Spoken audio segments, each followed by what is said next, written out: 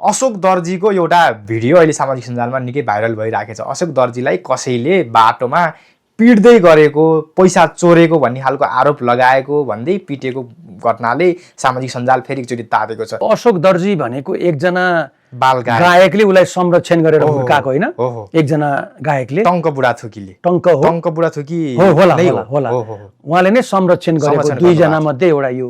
यिनी अहिले पनि नाबालकै छन् होइन। अब हेर्नुहोस्, चोरी गर्यो होला, बाध्यता के पर्यो, त्यो पनि नाबालकले चोरी गर्यो होला, कुन पृष्ठभूमिमा त्यो काम गर्यो बुझ्नु पर्दैन? साँच्चीकै चोरेकै हो त? चोरेको हो भने पैसाको कमी भयो कि के भयो? उसले कति दिनदेखि चाहिँ खाना पाएको थियो कि थिएन? ऊ त्यो अशोक दर्जीको संरक्षण हिजोको गायक कहाँ हुनुहुन्छ? गायकको पनि लाई पनि भनाइ लिनु पर्थ्यो। अहिले यो घटना आइसकेपछि जस्तो टङ्क बुढाथोकी जसले संरक्षण गरेर राख्नु भएको थियो उहाँले टङ्क बुढाथोकीले केही समय अगाडिदेखि नै उहाँलाई छोडिदिनु भएको। उहाँको सायद त्यो अशोक दर्जी भन्ने व्यक्तिको केही घरमा अलिकति टङ्क बुढाथोकी घरमा केही अलि त्यस्तै खालको अस्वाभाविक हरकत देखाउन थाल्नुभयो होला, या अरू केही चोरी सोरी त्यस्तै खालको घटना घटेर होला सायद।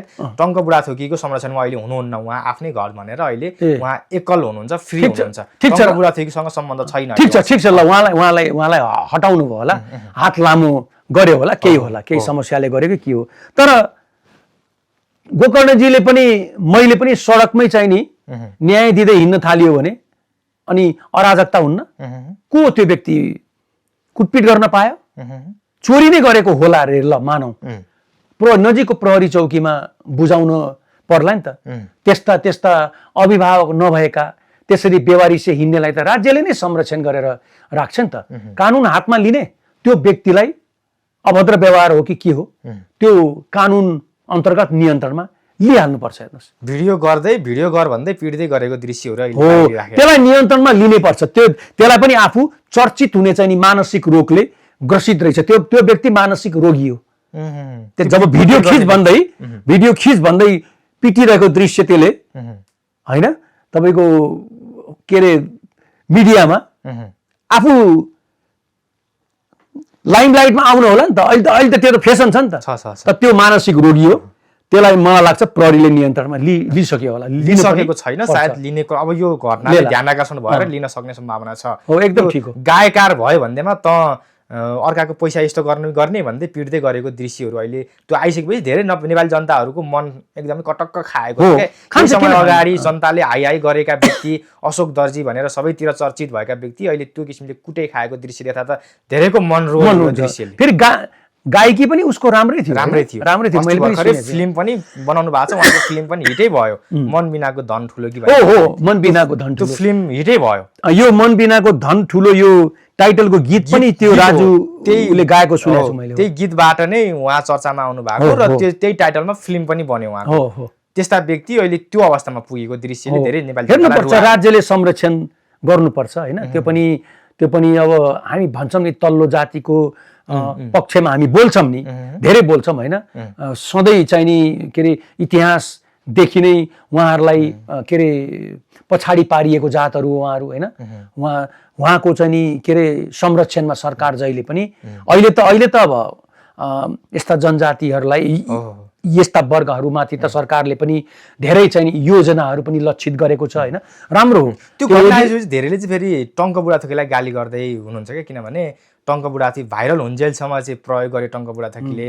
अहिले अब भाइरल हुन छोडेपछि यसरी बेवारिसी छोडिदिने अनि ती व्यक्तिलाई त्यसरी अलपत्र बनाइदिने भनेर चाहिँ टङ्क बुढाथोकीलाई गाली गर्दै हुनुहुन्छ। टङ्क बुढाथोकीलाई यसरी अहिले गाली गर्नु उपयुक्त हो कि होइन? अब हेर्नुहोस्, मलाई त्यो तपाईँले गायकको नाम लिनुभयो टङ्क बुढाथोकी, मलाई त उनको बारेमा थाहा पनि छैन केही। खालि एकजना गायकले संरक्षण गरेर उसलाई यो अवस्थासम्म ल्याएको भन्ने त्यति मलाई थाहा छ।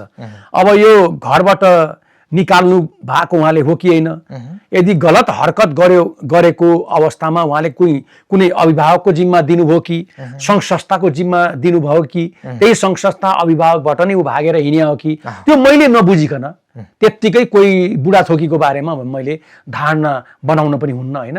यदि उहाँले उसलाई उपयोग गरेर त्यत्तिकै छोडेको हो भने उसलाई पनि जिम्मेवारी बनाउनु, निष्पक्ष छानबिन गरेर दोषी कारबाही हुनुपर्छ यो घटनालाई। एकदम सही कुरा। हिजो राति सुनसरीमा निकै दुःखद घटना घट्यो, जुन घटनामा प्रहरीले ताकी युवाहरूलाई गोली हानेको भन्ने कुरा आइराखेको छ। जुन गोली लागेर एकजना युवाको त मृत्यु नै भइसक्यो र 6 जना अहिले घाइते छ भन्ने कुरा आइरहेको छ। त्यहाँ हिन्दू र मुसलमान बीचको अलिकति झडप दङ्गामा चाहिँ प्रहरीमाथि आक्रमण भइसकेपछि प्रहरीले गोली चलाएको र त्यो गोली चलाइसकेपछि अवस्था अलिकति नियन्त्रण बाहिर गएको भन्ने कुरा आएको छ र त्यो ठाउँमा अहिले पूर्ण रूपमा कर्फ्यू लागेको छ र त्यो कर्फ्यू लाग्दै गर्दाखेरिमा पनि त्यो कर्फ्यू उल्लङ्घन गरेर यतिखेर त्यहाँका जनताहरूले स्थानीयहरूले प्रदर्शन गरिरहेको छ। सबै प्रहरीमाथि ढुङ्गामुढा पनि प्रहार भइरहेको छ। अहिले अवस्था नियन्त्रणमा लिनको लागि त्यहाँ सेना नै परिचालन भएको छ। के हुँदैछ डेसा यो सुनसरीको घटना तपाईँले कसरी लिनुभयो? गोकर्णजी, यो रातको बेलाको घटना रहेछ, 10 बजे पछिको हो यो घटना। मैले समाचार पढे अनुसार, जानकारी लिए अनुसार हिन्दू धर्मावलम्बीहरू हैन डीजे बजाएर, डीजे भनेको साउन्ड हैन, डीजे बजाएर हिँड्ने हैन, आफ्नो आस्था प्रकट गर्ने यो अभ्यास चाहिँ नि विगतदेखि नै छ, पहिलेदेखि नै छ।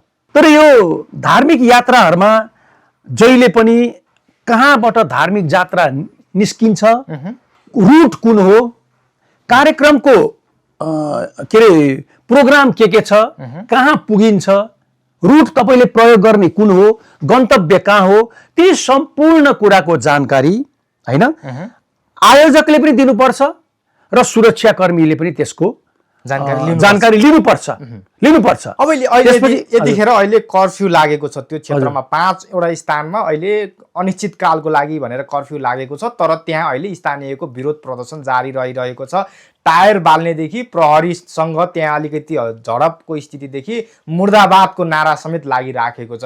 यो स्थितिले अलिकति फेरि साम्प्रदायिक द्वन्द्व निम्ति नै खतरा हो कि के हो? डरलाग्दो हुन्छ। हेर्नुहोस्, मैले तपाईँहरूसँग पनि विभिन्न बेलामा बोलेको छु कि विभिन्न विषयमाथि केन्द्रित रहेर बोलेको छु। यो अन्य गुण्डागर्दीको घटना, अन्य आन्दोलन, कुनै विषयमाथि लिएर चाहिँ आन्दोलन, सरकारको विरुद्धको आन्दोलन यो होइन।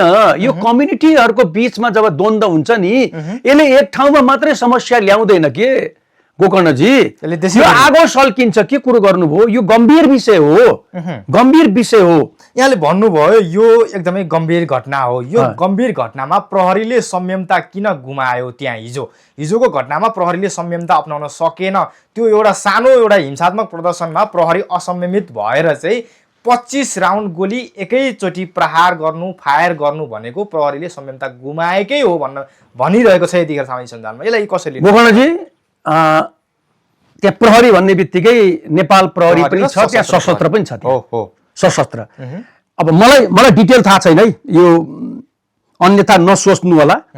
नेपाल प्रहरीको सिनियर अफसरले सर्ट आर्म भनेको पिस्तोल पनि हुन्छ, रिभल्भर पनि हुन्छ, सर्ट आर्मबाट 3 राउन्ड हवाई फायर गर्नुभयो रे भन्ने सुन्छु। अनि क्याजुअल्टी चाहिँ नि आम पुलिसको फायरिङबाट भयो भन्ने सुन्छु। मैले पनि समाचार पनि हेरेको, तपाईकै मुखबाट पनि सुने। 3 राउन्ड प्रहरीले गोली चलाएको र बाँकी 22 राउन्ड चाहिँ सशस्त्र प्रहरीले गोली चलाएको भन्ने कुरा आछ र तपाईले नै सुन्नुभएको थियो। समाचारमा यही कुराहरू आइराखेको छ र जुन गोली लागेर जसको मृत्यु भयो त्यो चाहिँ सशस्त्रको गोलीबाट भएको छ, नेपाल प्रहरीबाट होइन। खै ठिक छ, त्यसको चाहिँ छानबिन होला हैन। अब फेरि पनि कुरो के आयो भन्दा रबर बुलेट किन बोकिएन, फेरि पनि आयो कुरा। हेर्नुहोस् है, यो गम्भीर विषय छ के। तपाईँलाई म भन्छु, दिल्लीमा हेर्नुहोस्, दिल्लीमा हामी त पल पलको समाचार चाहिँ पढिरहेको थियौँ नि त्यो बेला। दिल्लीमा कतिको संख्यामा थियो ल भन्नुहोस् त, 50,000 को संख्यामा त्यहाँ चाहिँ तपाईँको आन्दोलनकारीहरू आए हो। ब्याटन चार्ज पनि भएको छ, त्यहाँ टियर ग्यास पनि हान्या छ, ट्रिगर भएको छ, हान्या छ, धेरै टियर ग्यास पनि हान्या छ। आन्दोलनकारीले प्रहरीले आन्दोलनकारीलाई चक्कु समेत सांघातिक आक्रमण पनि भयो। त्यहाँ क्याजुअल्टी, मानवीय क्याजुअल्टी हुन पाएन। घरेलु हतियार चाहिँ प्रयोग गर्नुभयो भने मान्छे घाइतेसम्म हुन सक्ला है, गम्भीर ठाउँमा लागेन भने। प्रहरीको बुलेट भनेको त हैन, त्यो हान्ने बित्तिकै त्यो चाहिँ नि क्षतिको सम्भावना ज्यादा हुन्छ। त्यहाँ चाहिँ के गरे रहेछ, प्यालेट गन भनेको एकैपटक तपाईँको एयर फोर्सबाट के हावाको फोर्सबाट चाहिँ नि तपाईँको छर्राहरू बाहिर जान्छ एकैपटकमा सयौंको संख्यामा जान्छ भने उसले एरियालाई ठुलो एरियालाई कभर गर्छ त्यहाँ त यो गन प्यालेट गन अब रबर बुलेट त होइन रबर बुलेट जस्तै क्षति नगर्ने के घाउ त लाग्छ शरीरभरि घाउ चाहिँ नि देखिन्छ छर्राहरू देखिन्छ तर 2010 बाट अभ्यासमा छ यो 2010 बाट पहिलोचोटि यो प्यालेट गन जसले चाहिँ नि प्रदर्शनकारीहरूलाई आन्दोलनकारीहरूलाई सभा जुलुसमा जानेहरूलाई के अरे मृत्यु हुँदैन घाइते मात्रै बनाउँछ यो नेपाल प्रहरीलाई तालिम नपुगेको हो कि यो उपयुक्त नभएको गोली चलाउन सार गर्छन् नेपाल प्रहरी म आउँदैछु 2010 बाट भारतीय प्रहरीलाई यो उपलब्ध छ हेर्नुस् है पहिलोचोटि यसको प्रयोग 2010 मा जम्मू काश्मीरको आन्दोलनमा भयो खैर छोड्दिम त्यता खैर छोड्दिम अब हामी कहाँ के छ बेला बेलामा चाहिँ नि तपाईको के रबर बुलेट मागै छ प्रहरीले रबर बुलेटको योजना पेश गर्छ बिचौलियाले चाहिँ नि त्यो फ्याटल वेपन को माग चाहिँ नि अगाडि सार्छ सरकारसँग किनभने सरकारको संरक्षणका बिचौलिया हुन् भनेपछि प्रहरीलाई कहिले पनि साधन स्रोत सम्पन्न गर्ने तर्फ हिजोका सरकारहरू किन लागेन गम्भीर विषय त्यो पनि हो एकातिर प्रहरीलाई साधन स्रोत विहीन बनाउनुहुन्छ हैन क्षति हुने मानवीय क्षति हुने हतियार बोकाएर पठाउनुहुन्छ अर्कोतिर चाहिँ नि भीड नियन्त्रण गर्दाखेरि क्षति नहोस् है भनेर तपाई अपेक्षा पनि गर्नुहुन्छ एउटा यो कुरा छ अर्को कुरो तपाईकै सवालको जवाब दिन्छु प्रहरीमा एकदम म्याक्सिमम चाहिँ नि संयमता चाहिँ अपनाउनु पर्छ हामी त्यही भएर ट्रेनिङ गर्दाखेरि हाम्रो गुरुबाले पटक पटक इन्डोरेन्सको कुरा गर्नुहुन्छ के इन्डोरेन्स सहनशक्ति के सहनशीलता हैन इन्डोरेन्सको कुरा चाहिँ नि ट्रेनिङमा पनि हामीलाई सिकाउँछ जति थाके पनि जति फटिक गरे पनि संयमता नगुमाउनु है भन्ने हाम्रो ट्रेनिङको मोटो पनि हुन्छ के अब प्रहरीमा हिजो गएको प्रहरीमा साच्चीकै तपाईले भने जस्तो सशस्त्र प्रहरीको बुलेट हो कि के हो अब एउटा घटनास्थल चाहिँ सुरक्षित हुनुपर्छ फेरि नेपाल प्रहरीलाई अथवा सशस्त्र प्रहरीलाई बात लाग्छ यहाँ के भयो बुलेट चाहिँ कुन हतियारबाट हानेको त्यो पनि थाहा पाइएन यो के तपाईको संसदको संसद भवनको बेलामा अहिले त्यही त आछ नि बुलेट कुन हतियारबाट कुन युनिटले हान्यो युनिट भनेको कुन निकायले हान्यो सशस्त्रले हान्यो कि प्रहरीले हान्यो कि स्पेशल टास्क फोर्सले हान्यो कि नेपाल प्रहरीले हान्यो कि कसले हान्यो न त हतियारको प्रकार खुल्यो न त बुलेटकै खुल्यो ब्यालिस्टिक जाँचमा थाहा नै छैन कसले हान्यो अझ कुन हतियारबाट कुन गोली फायर भयो भन्ने पनि सम्भवतः रिपोर्टमै छैन रे यो प्रकाशित त भएको छैन तर त्यसको जिस्ट के मैले समाचारबाटै मैले पढेको जुन सशस्त्रको तयार गर्यो नि यो केही दिन अगाडि नै प्रतिवेदन तयार गर्यो गृहमन्त्रीसँग समन्वय राम्रोसँग हुन पाएको छैन गृह सचिव सँगको बैठकमा त्यो कुराहरू आयो भन्ने कुरो समाचार आयो नि मैले पनि समाचार चाहिँ पढेर सुनेको होइन भनेपछि अब छानबिन त गम्भीरताका साथ हुन्छ अब आयोग बन्ला फेरि समिति बन्ला यस्तो आयोग र समिति कति पटक बनाउने जनताको क्याजुअलिटी हुँदै गर्ने जनताले क्षति जनधनको क्षति चाहिँ नि जनताको हुँदै गर्ने यता समितिमाथि समिति बन्ने उता समितिको रिपोर्ट पनि के आउने अधुरो अपुरो अस्पष्ट आउने अब सामान्य अवस्थामा यसरी प्रहरीले गोली चलाउनु भन्दा अगाडि एकचोटि सिडिओसँग सम्पर्क गरेर स्थानीय प्रशासन अनुसारकै खालको त्यहाँ गोली चलाउन आदेश भएपछि मात्रै गोली चलाउने प्रचलन हुन्छ तर हिजोको त्यो घटनामा सिडिओलाई थाहै छैन गोली चलाएको 81 प्रहरीले गोली चलाइसक्यो यो घटना अहिले आइराखेको छ त्यसलाई चाहिँ तपाईले अब यो कुरामा म के भन्छु भने सकभर पहिलो कुरो त हामी रातको समयमा त्यसरी घातक बल के अरे हतियार हामी प्रयोग गर्दैनौं रातको बेलामा के हुन्छ आफूतिर पनि हार्म हुन्छ क्षति हुन्छ जन प्रदर्शनकारीहरुमा मैले तपाईलाई पटक के भन्छु मैले त्यो साच्चीकै कावडिया यात्रामा मात्रै निस्केका हुन्न नै त्यहाँ खाली त्यो के अरे बोल बमको यात्रामा मात्रै निस्केका हुन्न है त्यहाँ चाहिँ नि गलत मनसाय बोकेका व्यक्ति पनि 1-2 जना प्रवेश गर्छन् है अनि दंगा फैलाउनलाई 1-2 जनै काफी छ धेरै त चाहिँदैन नि। असल नियतले बोलबममा शरीक भएका हुन्छन्, किनभने धार्मिक आस्थाको कुरा हो होइन। भोलि भन्नुहोस् न के अरे मुस्लिमहरूको पनि ताजिया हुन्छ, मुहर्रम हुन्छ होइन। उनीहरूको हरेक वर्षमा चाहिँ नि त्यो 1 महिने यो हुन्छ, व्रत बस्ने हुन्छ होइन। त ईद हुन्छ, बकरिद हुन्छ।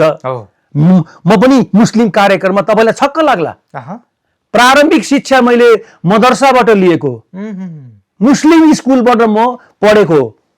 प्रारम्भिक अल्लिबे तेसे भनेको हाम्रो क ख ग घ भने जस्तो हो यो।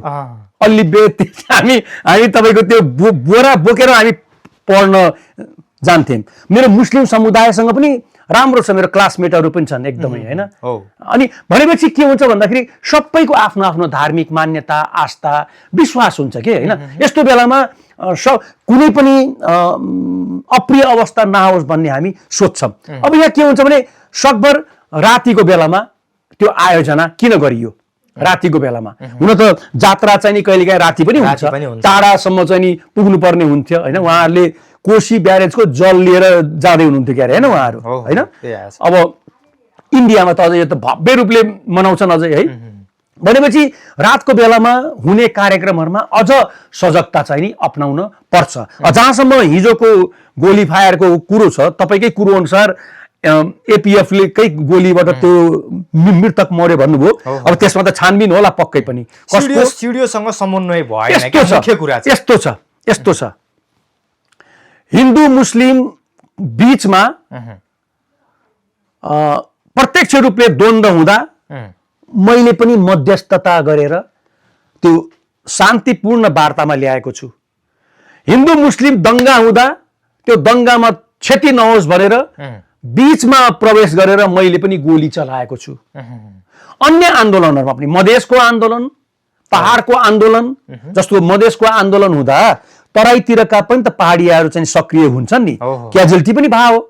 म महोत्तरीमा हुँदा सयौं राउन्ड गोली चलाएको छु। मधेस तराई बेल्टको डीएसपी हुनुहुन्थ्यो तपाईको उसमा बर्दिवासमा, त्यहाँको लोकल इन्सपेक्टर साहबले नसकेपछि जिल्लाबाट डीएसपी साहब जानुभयो, मधेसको हुनुहुन्थ्यो बाराको मसँग बसेको, उहाँमाथि ठूलो आक्रमण भयो। सयौं राउन्ड गोली त मेरै आदेशले पनि चलेको छ। भन्नाले मैले के भन्न खोजेको भने कहिलेकाहीँ परिस्थिति कस्तो हुन्छ भन्दाखेरि सिडिओ साहबको आदेश लिने अवस्था हुँदैन। पछि सिडिओ तपाईले जस्टिफाई गर्नुभयो है, त्यो फायरिङ ठिक छ, आवश्यक थियो भन्ने कुरो तपाईले जस्टिफाई गर्न सक्नुपर्छ, अनि बल्ल स्थानीय प्रशासनले तपाईलाई त्यो फायरिङको समर्थन गरिदिन्छ हैन। भने त्यही भएर मैले भने नि छिटै ट्रिगर एक्सन गर्नुभन्दा पहिला तपाईले कतिको सूचना संकलन गर्नुभयो कुरो यही आउँछ। फेरि इन्फर्मेसनकै आउँछ के, इन्टेलिजेन्सकै आउँछ। फेरि गोली चलाउने अवस्था थियो कि थिएन भन्ने कुराको अहिले एकदमै चर्को बहस भइरहेको छ। त्यो क्षेत्रको सांसदले पनि, रासोपाकै सांसद हुँदो रहेछ, त्यो क्षेत्रको सांसदले अहिले यतिखेर त्यो हिजोको घटनालाई निन्दनीय भनेर रूपमा लिएको छ। त्यहाँ गोली चलाउने अवस्था थिनै थिएन, युवाहरूलाई ताकी प्रहरीले छाती र पेटमा गोली हानेको छ, यसको निष्पक्ष छानबिन हुनुपर्छ, यो एकदमै निन्दनीय छ भनेर भनिसकेको छ। नेताजीहरूको भनाइलाई म विश्वास गर्दिन, नेताजीहरूको भनाइ, किनभने मैले अब हजारौं नेताजीहरूको भनाइ पनि म जागिर खाँदा सुनेको छु। उहाँहरूको भनाइमा कतिको सत्यता हुन्छ, कतिको चाहिँ असत्य हुन्छ, त्यो छोड्दिउँ, त्यो कुरालाई अहिले नगरौँ। तर के हुन्छ भन्दाखेरि फिल्डमा खटिएका सुरक्षा कर्मीहरूले संयम अपनाउनु पर्छ हैन, संयम अपनाउनु पर्छ। र राज्यले क्याजुअल्टी हुन सक्छ है भन्ने सूचना यदि ग्यादर गरेछ भने त्यस्तो कार्यक्रममा शान्ति सुरक्षा राख्नको लागि सुरक्षा कर्मीलाई डिप्लोय गर्दैछ भने उलाई फ्याटल हतियार चाहिँ किन दिने? अहिले त दिल्लीको चाहिँ नि त्यो आन्दोलन त एक्जाम्पलको विषय भएको छ सबैको लागि। त्यत्रो आन्दोलन भयो। तपाईलाई म भनौं, लन्डनमा आजभन्दा 1 वर्ष अगाडिको आन्दोलन चाहिँ नि हेर्नुस्, हजारौंको संख्याले एउटा सानो टुक्री लन्डन पुलिसलाई चाहिँ नि एट्याक गर्न गयो। त्यो हामी कहाँ भएको भए त अवस्था के हुन्थ्यो थाहा छैन है। यसरी संयमता चाहिँ नि अपनायो, एउटा गोली पनि फायर भएन। जबकि त्यहाँ मैले त के सोचेको थिएँ भने आज यहाँ 10-12 जना के अरे लन्डन पुलिसहरूको चाहिँ हताहत हुन्छ है, केही पनि भएन हेर्नुहोस्। त्यो धेरै लामो समयसम्म चल्यो। अमेरिकाकै पनि कुरा गर्ने हो भने केही समय अगाडिको चाहिँ नि हेर्नुहोस्, ट्रम्प विरोधी पनि त्यहाँ आन्दोलन भयो। विभिन्न बेलामा विभिन्न नेसनल गार्ड चाहिँ नि बाहिर आयो, सडकमा आयो, किन आयो भनेर त्यसको विरुद्धमा पनि चाहिँ आन्दोलन भयो होइन। भनेपछि हामीले हो सुरक्षाकर्मी हो जसले संयमता अपनाउनु पर्छ। तर उनीहरूको के हुन्छ, उनीहरूको फेरि सूचनामा भर पर्छन्। उनीहरू त बाहिरका त इन्टेलिजेन्समा भर पर्छन्। हाम्रो त चिल्लो छ, 1 किलोमिटरको दूरीको पनि सूचना हामी थाहै छैन। मैले बोलेको होइन, तपाईँले बोल्नु भएको होइन, आयोगले बोलेको छ, सबै आयोगले विद्वानहरूले बोलेका छन्। मण्डलादेखि तिनकुनेसम्मको चाहिँ सूचना पनि माथि हस्तक्षेप गर्न नसक्ने के हो यो? इन्टेल ग्यादरिङ त्यही हुन्छ भन्छन्। भनेपछि अब त्यो हिजोको घटनामा त्यो प्रहरीलाई लागेको आरोप एउटा फेरि यो बहसको सिर्जना भएको छ। यो जस्ट धार्मिक कुरा जोडिसकेपछि यसमा अलिकति बहस हुने नै गर्छ। त्यो प्रहरीलाई लागेको आरोप चाहिँ त्यहाँ मृत्यु हो, गोली लागेर मृत्यु हुने पनि हिन्दू नै युवा, त्यहाँ 6 जना प्रहरीको गोलीबाट घाइते हुने पनि हिन्दू नै युवा। हिन्दू नै किन त्यहाँ टार्गेटमा परे, हिन्दू नै किन घाइते भयो, हिन्दू नै किन मरे, मुस्लिम एकजना पनि किन घाइते भएन, एकजना पनि किन मरेन भन्ने यो प्रश्न उठिन्छ फेरि। अब यो गम्भीर छानबिनको विषय भयो। भिडन्त हो भने त दुई पक्ष त्यहाँ हुनु पर्यो नि त। हो, दुई पक्ष हुनु पर्यो नि त। यदि 23 वटा कि कतिवटा गोली लाग्यो रे? 25 वटा फायर चलेको, गोली लागेको चाहिँ 6 जनालाई घाइते भएको, एकजना मृत्यु भएको। अच्छा, गोली लाग्यो भने तपाईकै भनाइ हिन्दूलाई मात्र लाग्यो रे हैन? हो। अब त्यहाँ हिन्दू र मुस्लिमको बीचको यदि द्वन्द्व हो भने अहिले त मिडियामा त हिन्दू मुस्लिम भनेको छ हैन। अर्को समुदाय को हो, डीजे को आवाज चाहिँ नि केही कारणले गर्दा झगडा भयो भनिन्छ नि। विगतमा पनि हुन्थ्यो है। डीजेकै आवाजको कारणले गर्दा त्यहाँ चाहिँ नि लफडा भयो भन्ने कुरा छ। अर्को पक्ष चाहिँ नि अर्को धर्म समुदायको व्यक्ति भन्ने कुरा आएको छ हैन। अहिले म यो बारेमा प्रष्ट बोल्न सक्दिनँ किनभने पहिला कुरा त बुझ्नु पर्यो। तर यदि हो भने पनि गोली चाहिँ नि अर्को पक्षलाई किन लागेन, गोली लागोस् भन्न चाहन्न, फेरि लाग्नु हुँदैन, दुर्भाग्य हो। तर गोली खाली संयोग मात्रै हो कि के हो, त्यो निष्पक्ष रूपले छानबिन हुनुपर्छ। एकजनाले के भन्दै थिए, सायद सांसद हो कि को है म चिन्दिनँ, एकजना व्यक्तिले यहाँ चाहिँ नि प्रहरीले चाहिँ नि यहाँ गोली नै हानेको थिएन पनि भन्यो। फेरि कहाँसम्म साँचो मलाई थाहा छैन है। त्यो कुरा त साँचो होइन, प्रहरीकै गोली चल्यो। त्यो होइन उही यहाँ भने नि 24 गतेको घटनामा पीएचडी गरेका व्यक्तिहरूले बोलेका छन् भने पीएचडी गरे तपाईहरुसँग रेकर्डै होला नि। एउटा पनि पुलिसले हानेको होइन यहाँ गोली भन्दियो। हेर्नुस् त, म त अबाक भए। अब त्यो हिजोको घटनाको सुरुवात चाहिँ कसरी त्यही डीजेबाट नै सुरु भएको भन्ने कुरा छ। डीजे बजाउँदै आउँदाखेरिमा दुईटा समुदायको बीचको भनाभन भइरहेको थियो रे। त्यो भनाभनको बीचमा प्रहरी गएर अलिकति छुट्याउन खोज्दा, हस्तक्षेप गर्दाखेरिमा त्यहाँका स्थानीय जनताहरूले तरबार, भाला, चिरपट अनि ढुङ्गा मुढा यस्ता स्थानीय घात हतियार बोकेर प्रहरीमाथि आक्रमण गर्न थाल्यो रे। त्यसपछि त्यहाँनिर त्यो घटनाको परिस्थिति त्यस्तो सिर्जना हुन पुगेको भन्ने अहिले आइराखेको छ। सामान्य विवाद हो, भनाभनको विवादमा प्रहरीले गएर हस्तक्षेप गरेपछि चाहिँ विवाद झनै चर्किएको भन्ने। प्रहरीलाई त के हुन्छ भने दोहोरो प्रहरी मारमा पर्छ जहिले पनि। एउटा कुरो त डीजे को साउन्ड बन्द गराउँदा हिन्दूलाई गाह्रो, यो पक्षबाट हिन्दूलाई गाह्रो, उताबाट उनीहरूलाई चाहिँ नि ढुङ्गा मुढा गरेर अगाडि बढ्दाखेरि तिनीहरूलाई रोक्दा पनि अचानकमा त सुरक्षाकर्मी नै आउने भयो। दुईटैलाई सन्तुलनमा राखेर चाहिँ काम गर्न पनि गाह्रो छ हैन। जेसुकै भयो, अब यो के भन्दाखेरि फ्लोरिस हुन भएन, अब यो सल्किनु भएन। यो त आगो हो नि। यो त आगो त तपाईको जंगलमा डढेर लायो भने त त्यो त जंगलै सखाप चाहिँ पार्दिन्छ नि। नेपालगञ्ज पनि अत्यन्त संवेदनशील ठाउँ हो हिन्दू मुस्लिमको लागि। रौतहट झन् त्यो भन्दा पनि संवेदनशील। मैले सुनेको, अब सिनियर सिटिजनहरूलाई थाहा होला, मलाई सच्चाइ दिनु होला, मलाई थाहा छैन। एकचोटि हिन्दू मुस्लिमको ठुलो दंगा हुँदाखेरि स्वर्गीय राजा महेन्द्र, तत्कालीन राजा महेन्द्र त्यहाँ जानुपर्ने अवस्था आयो रे भन्ने कुरो म सुर्खेतमै मेरो पदस्थापन हुँदा त्यहाँ त्यो बेलामा पूर्व चाहिँ जिल्ला विकास समितिको सभापति हुनुहुन्थ्यो। गरुडाबाट यता चपुर आउने बाटोमा छ के उहाँको गाउँ, दाहिनेपट्टि छ।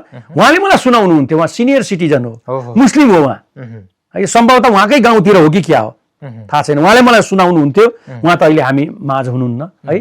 अब त्यो हिजोको त्यो घटना भइसकेपछि अहिले त्यो क्षेत्रमा कर्फ्यू लागेको छ, निषेधाज्ञा लागेको छ। त्यो लागिराख्दाखेरिमा पनि त्यहाँ स्थानीयहरूको विरोध प्रदर्शन रोकिएको छैन। अहिले टायर बाल्नेदेखि मुर्दाबादको नारा लाउनेदेखि हत्यारा सरकार मुर्दाबाद राजीनामा देसम्मको माग पनि उठिराखेको छ। अहिले त्यो प्रहरी हिन्दूलाई जुन हिन्दूमाथि हमला भयो, हिन्दू विरोधी उसलाई कारबाही गर भन्ने खालको माग नारा पनि उठिराखेको छ। निषेधाज्ञा कर्फ्यू लाग्दासम्म त्यसरी नडराइकन स्थानीयहरू बाहिर निस्केर यसरी विरोध गर्नुले चाहिँ के देखाउँछ? यो अझै फर्केर जाने जस्तो स्थिति होइन। एउटा कुरो त्यो कोशीको ब्यारेज भनौँ न, कप्तानगञ्जको एरियामा होइन, त्यो हिन्दू मुस्लिम दङ्गाको कारणले विवादमा आइराख्ने ठाउँ हो जस्तो मलाई लाग्दैन। त्यो के हो? हुन त घटना तत्काल उत्पन्न हुने परिस्थितिले निम्ताउँछ के, तत्काल यस्तो परिस्थिति तपाईको क्रिएट हुन्छ, त्यसले चाहिँ ठुलो क्षति निम्ताउँछ। अब त्यो क्षेत्रभन्दा पनि गम्भीर जिल्लाहरू अरू छन्। त्यहाँको आगो यता सल्कियो भने हो। किनभने यो अब हेर्नुहोस् न, मैले तपाईँसँग पनि बोलेको छु, अन्य मिडियासँग पनि बोलेको छु।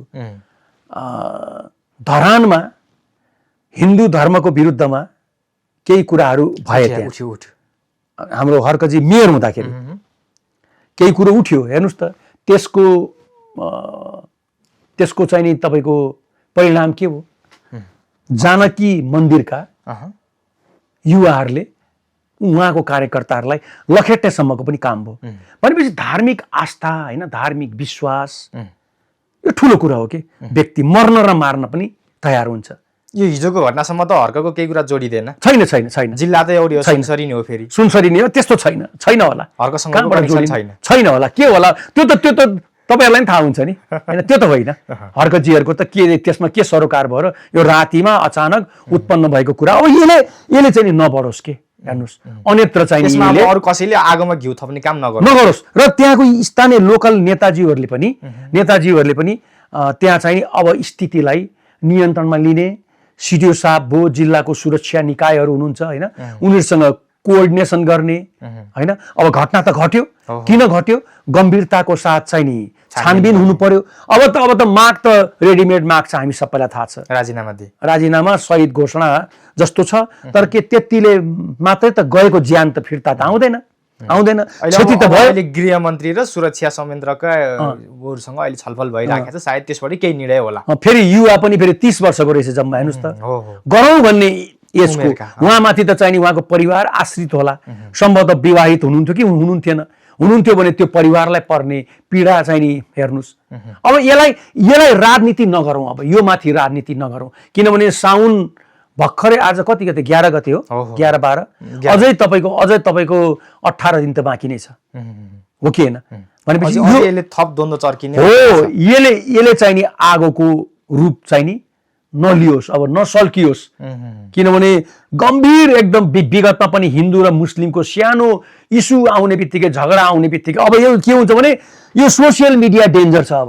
अब यो सोसियल मिडिया डेन्जर छ, हेर्नुहोस्। अब यसले फैलाउँछ। नेपालगञ्जमा पनि गएको वर्ष त्यही भएको, नेपालगञ्जमा। अन्य ठाउँमा पनि यही हो। मिडियालाई चाहिँ नि अब अनुगमन त के हुन्छ र हामी कहाँ? भन्नुहोस् न, अनुगमन त केही पनि छैन। जस्तो विदेशतिर त मैले तपाईँसँग बोलेँ कि बोलेन? कोहीले गलत यो मिडियालाई प्रयोग गरिरहेछ भने साइबर सेक्युरिटी अलर्ट हुन्छ। दैलोमै तपाईँ त्यो कृत्यमा लाग्नु भएको छ भने तपाईँको दैलोमै पुलिस पुगेर तपाईँलाई नियन्त्रणमा लिन्छ। साइबर सेक्युरिटी अलर्ट नेपालमा त्यो छैन। कहाँ चाहिँ अनुगमन त हुँदैन, अब कहाँबाट त्यो? अब यो अवस्थामा गृहमन्त्री सुदन गुरुङको अहिले यही क्षेत्रमै अलिकति बढी नै निगरानी भइरहेको जस्तो देखिन्थ्यो। यो सीमाको क्षेत्रतिर पनि तस्करको घटनाहरू दिनानुदिन हुने कारणले गर्दाखेरिमा सीमा क्षेत्रमा अब सुदन गुरुङले अलिकति नयाँ रणनीति अप्नाएको छ। सीसी क्यामेराहरू जडान गर्ने कुरा त अस्ति आएकै थियो र सँगसँगै अब त्यहाँ सशस्त्र प्रहरीहरूको ड्रेस परिवर्तन गर्नेदेखि अलि छुट्टै टास्क फोर्स गठन गर्नेसम्मको योजनामा सुदन गुरुङ लाग्नु भएको छ। लगभग त्यही तराई क्षेत्र नै हो। त्यही क्षेत्रमा अलिकति बढी सीमाको कारणले, तस्करको कारणले त्यहीँ हुन्छ, धार्मिक कारणले पनि त्यहीँ नै हुन्छ। त्यहाँ तराई क्षेत्रमा चाहिँ अब सुदन गुरुङको अलिकति बढी नै सक्रियता या अलिकति बढी खटाउनु पर्ने जस्तो देखियो होइन अब अहिलेको परिस्थितिमा, चाहे त्यो सीमामा होस् चाहे धार्मिक कार्यक्रममा होस्। हेर्नुहोस्, शान्ति सुरक्षाको हिसाबले कुन क्षेत्र कुन बेला गम्भीर हुन्छ थाहा पाइन्न, थाहा हुन्न। आज सीमामा तस्करी भइरह होला, सीमामा झडप भइरह होला, त्यसले अन्य ठाउँमा पनि असर गर्छ, आगोको काम गर्छ। आफ्ना भूगोलको आफ्नै समस्याहरू हुन्छन् होइन। भूगोल त विविध छ हाम्रो होइन, छरिएर बसेका छौँ। हाम्रो आफ्नो आफ्नो चाहिँ नि भूगोलमा आफ्नै किसिमको चाहिँ नि गतिविधिहरू हुन्छन्। कुनै गतिविधिहरू शान्तपूर्वक हुन्छन्, कुनै गतिविधिहरू त्यसमा कुनै स्वार्थ समूह घुस्ने बित्तिकै तपाईँको त्यसले चाहिँ नि अर्कै नियन्त्रण बाहिर जान्छ। त्यसले गर्दा अहिले सीमामा बढी तपाईँको ध्यान केन्द्रित गर्नु ठिक छ। एपिएफ को एउटा टुकडी के अरे उसमा सिभिल क्लोथमा बस्ने भनिया छैन, त्यो पोसाकलाई के भन्छ अरे, एउटा त सुट भइगयो, त्यो अर्को के अरे कस्तो नाम आएन, नर्मल सर्ट जस्तो खालको त्यो के अरे कस्तो तराईमै लाउँछन् प्राय। त्यहाँ अब तिनीहरू उहाँहरूलाई चाहिँ त्यहाँ डिप्लोयमेन्ट गर्ने कुरा भएको छ। त्यो एकदम राम्रो हो। हेर्नुहोस्, त्यसले के गर्छ भन्दाखेरि हुन त सूचना सङ्कलनको लागि त त्यसरी सूचना आउँदैन, किनभने त्यो पोसाकै हेरेर पनि यो चाहिँ नि सशस्त्र हो, सुरक्षाकर्मी हो भनेर चिनिहाल्छन्। तर एउटा त्यसले राम्रो कुरो के गर्छ भन्दाखेरि सिनियर सिटिजनहरू, बालबच्चाहरू त हतियारसँग पुलिसको युनिफर्मसँग डराउँछ नि। अब त्यो पोसाकलाई हेल्प गर्नको लागि, बालबच्चालाई, महिला दिदीबहिनीहरूलाई हेल्प गर्नको लागि, सहयोग गर्न, सहजीकरण गर्न, समन्वय गर्नको लागि हो भने एकदमै राम्रो हो त्यो। किनभने त्यहाँ बर्डरबाट चाहिँ नि महिला चेली बेच बिखनका होइन, छोरीहरू बेच बिखनका घटनाहरू पनि हुन्छन्। महिलाले पनि तपाईँको तराईतिर त तराई मुलकै महिला दिदीबहिनीहरूले पनि तपाईँको ड्रग्स बोकेको हामीलाई थाहा छ हो, कतिपटक त समातेको पनि छ। तिनीहरूलाई पनि तपाईँको चेक जाँच गर्न सजिलो हुने भयो। त्यसले गर्दा अहिले यो नयाँ कन्सेप्ट चाहिँ मलाई पनि मन पर्यो। अब सीमा क्षेत्रबाट विभिन्न व्यक्तिहरू प्रवेश गर्ने कुरालाई लिएर पनि अलिकति चिन्ता बढेको छ नेपालमा। यो अहिले जस्तो मुस्लिम र हिन्दूकै कुरै आउँदैन नि, केही दिन अगाडि मात्रै हाम्रो अहिलेको आइजिपी दानबहादुर कार्कीले भन्नुभएको थियो सीमा क्षेत्रबाट यो रोहिङ्ग्याहरू, मुसलमानहरू त बङ्गलादेशतिरबाट छिर्ने प्रवृत्ति बढ्यो, यो अलिकति चिन्ताजनक छ भनेर उहाँले भन्नुभयो। एकदम सही कुरा हो, आइसाबले भनेको सही कुरा हो। किनभने अहिले यो बढ्ने क्रम किन भयो भन्दाखेरि हिजो त लाखौंको संख्यामा त्यो रोहिङ्गा शरणार्थीहरू कहाँ आएका थिए? बङ्गलादेशबाट वेस्ट बेङ्गालमा अब त्यो मोदीको सरकार बन्यो, त्यहाँ भागाभाग छ अहिले। तपाईँ हेर्नु होला, अध्ययन गर्नुहोस्, छोडेर हिँड्ने क्रम चाहिँ नि बढ्या छ।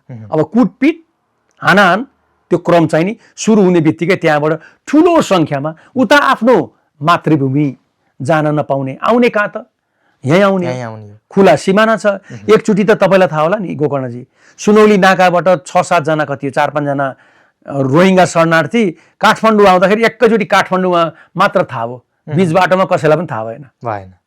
यस्तो तरिकाले छिर्ने प्रवृत्ति बढ्या छ। तिनीहरू सबै मुसलमान कट्टरपन्थी हुन्छन्, तिनीहरूले धार्मिक कुरा निम्त्याउँछन्, यहाँ धार्मिक द्वन्द्व निम्त्याउँछन्। मुसलमान भएपछि हिन्दूमाथि तिनीहरूले प्रहार गर्छन्, त्यसपछि धार्मिक द्वन्द्व निम्तिन्छ नेपाल। त्यो मात्र होइन, बङ्गलादेशको पनि आइरहेछन्, श्रीलङ्काको पनि। हेर्नुहोस् है, यो किनभने चिन्ताजनक कुरा छ, चिन्ताजनक छ। किनभने हिसाबले भन्नुभएको यो एकदमै चिन्ताजनक छ। एकदम हो। किनभने शरणार्थीहरू कुन स्वरूपमा यहाँ बस्छन् थाहा नै छैन। तपाईँलाई थाहा छ अध्यावधिक छ तपाईसँग? छैन, केही छैन। प्रमाणीकरण त त्यो UNHCRले गर्ला, तर प्रमाणीकरणको लागि त्यहाँ जानेलाई मात्र गर्ला, किनभने उनीहरूलाई खाना सुत्नको व्यवस्था सरकारले हेर्ने भयो UNHCR को त्यो लिएपछि होइन। तर अरूलाई कुनै आतंककारी काममा वा कुनै अन्य काममा, गैर कानुनी काममा चाहिँ प्रयोग गर्न ल्याएको हो भने त उसले त तिनीहरूको तपाईँको पहिचान त गोप्य राख्छ नि। फन्डिङ आफैले गर्छ। किन फन्डिङ नेपालमा यति धेरै चाहिँ आइरहेछ? त्यो फन्डिङ कहाँ गयो? त्यो फन्डिङको स्रोत के र लगानी के, उद्देश्य के?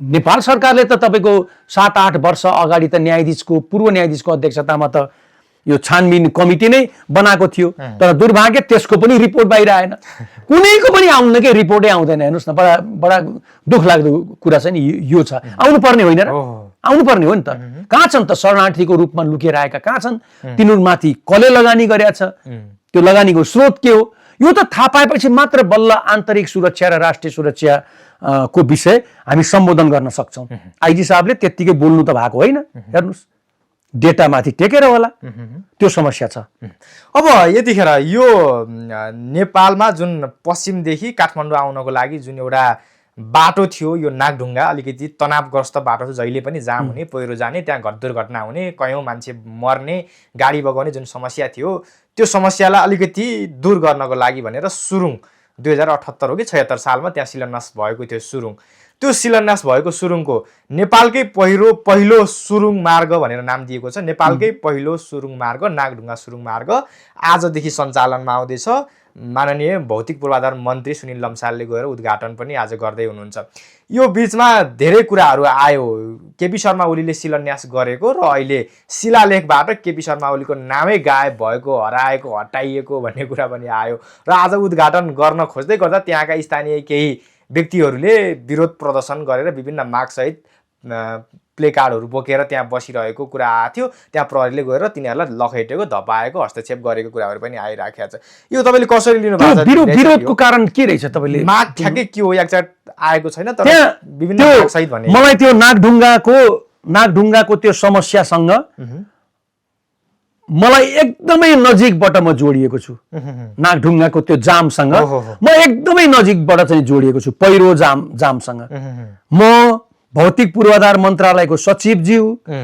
प्रधानमन्त्री कार्यालयको सचिवज्यूहरू त्यो बेलाको उहाँहरूसँग म बाक्लै गएको छु त्यहाँ चाहिँ तपाईँले अहिले पनि हेर्नुहोस् विभिन्न ठाउँमा ढलान देख्नुहुन्छ त्यो ढलान त्यो पहाड अलिकति भत्काएर हैन कोतरेर भौतिक पूर्वाधार मन्त्रालय प्रधानमन्त्रीको कार्यालय र म त अब ट्राफिकै भएको नाताले हामी धेरै पटक गएको छौँ र हाम्रै पालामा त्यो बनाउन सुरु भयो अलिकति फराकिलो भयो त्यो मलाई थाहा छ मलाई भन्दा धेरै सुधार त भएको छ अहिले भएको छ त्यो मलाई त्यहाँ जाने बित्तिकै मलाई सम्झिन्छु कि म ट्राफिकमा बस्दा मेरो कार्यकाल त्यो पनि सम्झिन्छु अर्को कुरो नारायण गोपाल चोकको चाहिँ यो शालिग छ नि नारायण गोपाल चोकको शालिग तपाईँलाई थाहा छ कि छैन आजभन्दा 10 वर्ष अगाडि कत्रो ठुलो थियो हैन ट्राफिकको समस्या थियो त्यहाँ एकदमै ट्राफिकको समस्या थियो म यो दुईटा कुराहरू काठमाडौँ भ्यालीको सम्झिन्छु कि नारायण गोपाल चोकमा अहिलेको जस्तो चोक अलिकति शालिग जुन सानो भएको छ नि त्यसको रिङ त्यो बेलामा त्यसको 3 गुणा थियो त्यो बेलामा वार्ड अध्यक्ष एकदम डाइनामिक चाहिँ हुनुहुन्थ्यो दीपक केसीजी एमालेबाट हुनुहुन्थ्यो उहाँसँग युनिट इन्चार्ज त्यो बेलाको ट्राफिकको इन्चार्ज महाराजगञ्जको त्यसपछि म धेरै पटक समन्वय गरेर उहाँहरूले पनि सहयोग गर्नुभयो र पेमेला मेमलाई पनि के हाम्रो नारायण गोपालजीको वाइफलाई पनि भेट्यौँ किनभने उहाँलाई उहाँको श्रीमानको हो नि त उहाँको पनि त एउटा जानकारी गराउनु पर्यो अनुमति लिनु पर्यो हामीले त्यत्रो महान गायक हैन सदियो यो चाहिँ नि सदीको चाहिँ नि हैन गायक त्यस्तो व्यक्ति त निस्क्या छैन नि त उहाँको शालिगको अलिकति त्यही हुन्छ शालिग त तर त्यो एरिया ताकि ट्राफिक व्यवस्थापन होस् हैन सबैले सहयोग गर्यो अहिले हाम्रै पालामा म ट्राफिकमै थिएँ डिआइजी त्यो चोक चाहिँ नि सानो पार्या हो हैन त्यसले गर्दा ट्राफिक व्यवस्थापन केही हदसम्म ठिक भयो त्यस्तै गर्दा त्यहाँको पनि नागढुङ्गा पनि त्यहाँको जनताहरूले किन विरोध गर्नु भएको छ कहिले मुआब्जाको विषयलाई लिएर कहिले के विषयलाई लिएर गर्नु भएको छ हामी कहाँ कुनै किन हो सरकारले पनि समस्यालाई उचित सम्बोधन गर्न नसकेको हो कि वा हामीले विकास भन्ने कुरो सुन्नै चाहन्नौं त्यो यति प्रब्लमेटिक त्यो ठाउँ हो अहिले त भन्नुस् न 1 घण्टाको दूरी नै कम हुन्छ हैन तपाई मोफसलका जिल्लाबाट काठमाडौँ आउँदा नागढुङ्गाको उकालोबाट नागढुङ्गाको उकालोबाट तपाईँ थानकोटमा आउँदाखेरि समस्या ती हुन्थ्यो हो कि हैन जाम हुने त्यही हो जाम हुने आज भन्दा विगत 2 वर्ष जति अगाडि मात्रै हो के त्यहाँनिर माइक्रो साइक्रो बगाएर धेरै मृत्यु पनि भएको त्यसले गर्दा जनताको यदि जेन्युन माग हो हैन एकदमै वास्तविक माग हो भने सरकारले समयमै हेर्दिनु पर्छ किनभने त्यहाँ कसैको उठीवास भएको मुद्दा हो कि मुआवजा त सरकारले नदिकन त यत्रो निर्माण कार्य त कसरी सम्पन्न भयो होला। झलनाथ खनालजीको चाहिँ नि ऊ होइन उहाँकै कार्यकालमा त्यसको शिलान्यास भयो। शिलान्यास त केपी शर्मा ओलीको पालामा हो। ए हो, त्यो के अहिले त्यो शिलान्यास गरेको त्यो शिलालेखबाट केपी शर्मा ओलीको नाम हरायो भन्ने कुरा छ, तर यद्यपि सरकारले त्यो नाम फेरि राख्ने भन्ने कुरा छ। अनि ठिक छ, त्यो गर्नु। मलाई अर्को खुसीको खबर लाग्यो कि तपाईँले भन्नुभयो नि भौतिक पूर्वाधार मन्त्रीबाट हो त्यो उद्घाटन। ओहो, प्रधानमन्त्रीज्यूहरूले त तछाड मछाड गर्छन् त हो। शिलान्यास गर्ने क्रममा त पीएम गयो भने अब त त्यसको त उद्घाटन गर्न त राष्ट्र सम्माननीय राष्ट्रपति ज्यू चाहिँ नि जानुपर्ने होला नि। होइन, बालेन शाहलाई त्यस्तो उद्घाटन साथ गर्न खासै महत्त्व। मलाई खुसी लाग्यो क्या त्यो खबर सुनेर। राष्ट्र सम्माननीय राष्ट्रपति ज्यू त जानुहुन्न होइन। प्रधानमन्त्रीहरूले जे होस् त्यस्तो उद्घाटन गर्नलाई तछाड मछाड मारामार हुन्छ नि। यो इतिहासकै पहिलो नेपालको पहिलो सुरुङ मार्ग उद्घाटनमा बालेन शाह जानु भएन, भौतिक पूर्वाधार मन्त्रीले गर्नुभयो उद्घाटन। मलाई त्यही खुसी लाग्यो सुन्ने बित्तिकै, साँच्चै रियली बालेन शाहजी प्रति झन् मलाई सम्मान व्यक्त गर्न मन लाग्यो। त्यो नाम लेखाउने हेर्नु त त्यो इतिहास हो नि, त्यो त पहिलो सुरुङ मार्ग हुन त। यता यो बथलैया जाने बाटोमा त्यो सानो उहिले राणा शासनकालमा आधुनिक सुरुङ मार्ग हो नि, यो त एकदमै अत्याधुनिक, त्यो पनि जनताले समस्या झेलेको सुरुङ मार्ग हो होइन।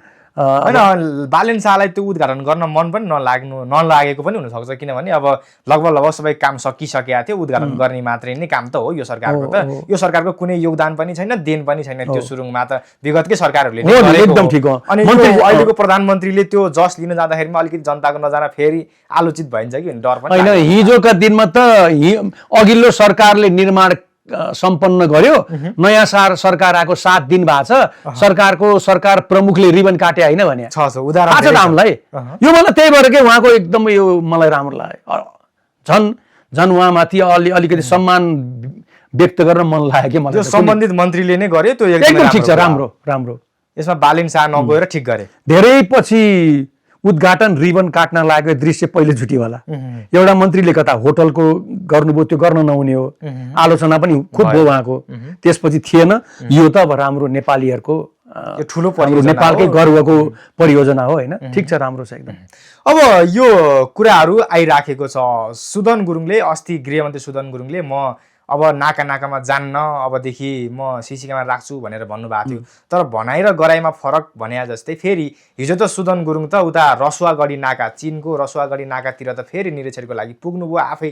यो के हो फेरि? एकचोटि हेर्नुहोस्, एकचोटि गृहमन्त्रीहरू जानुभयो भने यसलाई चाहिँ नि हामी आश्चर्य ठुलो विषय नबनाऊ। हेर्नुहोस्, किनभने आफ्नो एरियामा कुन ठाउँ कुन कार्यालय कहाँ छ, कसरी फङ्सन गरिरहेछ, जस्तो सिमानामा जानुभयो गएर आएर अब उहाँहरू त फोटो खिचाउने बानी त छैन उहाँहरूको त, कसैको पनि राष्ट्रिय स्वतन्त्र पार्टीको त छ जस्तो लाग्दैन मलाई होइन। अब उहाँ सिमानामा जानुभयो, सिमानामा गएर आम पुलिसको, नेपाल पुलिसको समस्या पनि त बुझेर आउनुभयो नि त। तपाईँले र मैले काठमाडौँमा ब्रिफिङ गर्नु र उहाँ गएर फिल्डमै गएर आँखाले हेरेर आउनु फरक हो होइन। हाम्रो ब्रिफिङमा उहाँले विश्वास गर्नु होला, तर हो साँच्चीकै हो त आइजी साहबले भनेको कुरो सही हो, एआई साहबले भनेको कुरो सही हो, सिडी साहबले भनेको कुरो सही हो त भन्ने कुरा त आँखैले देखेर आएपछि त उहाँ त प्रधानमन्त्रीसँग लड्न सक्नुहुन्छ नि त, अर्थमन्त्रीसँग लड्न चाहिँ हुन्छ नि त। यहाँ मैले यो समस्या देखेँ, उनीहरू नै असुरक्षित छन् भने तपाईँ हामी कसरी सुरक्षित हुन्छौँ भनेर उहाँले एउटा लबिङ गर्न त सक्नुहुन्छ होला। राम्रो, त्यो मलाई हो। अब रिपिट गर्दै जाने, फेरि त्यही जाने, नभए त प्रहरीको त कुनै अर्थै भएन नि। प्रहरी त्यसको लागि योग्य छ, नेपाल प्रहरी योग्य छ, छोडिदिनुहोस्, नेपाल प्रहरीबाट रिजल्ट लिनुहोस्, तपाईँ काठमाडौँ बसेर सहयोग गर्नुहोस् होइन। अहिले मनोबल पनि मलाई त उच्च लाग्छ सबैको।